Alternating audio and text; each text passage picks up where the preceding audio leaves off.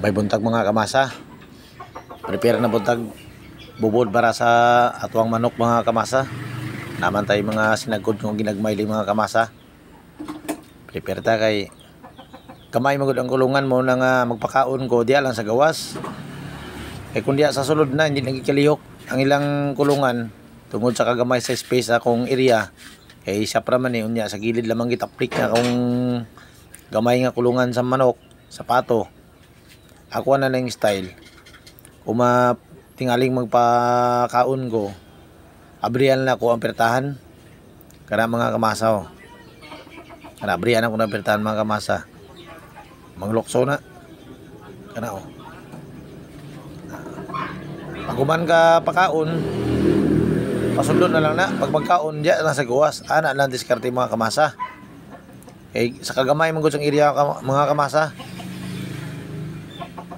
Tara mo nana mga mananap di ayos kayo, nigbusog na sila, pabalikon naman ana lang mga kamasa, di ayos. Tanaw gasto ang gigagamay kay broiler ko na makaon gina sila sakto gyud kay pag nakuha mi ning nalawas niya. Salamat sa pagtan-aw mga kamasa. Pinaot kong dagan makasuno ani nga mga style. Kadang nito sa musika kami malas.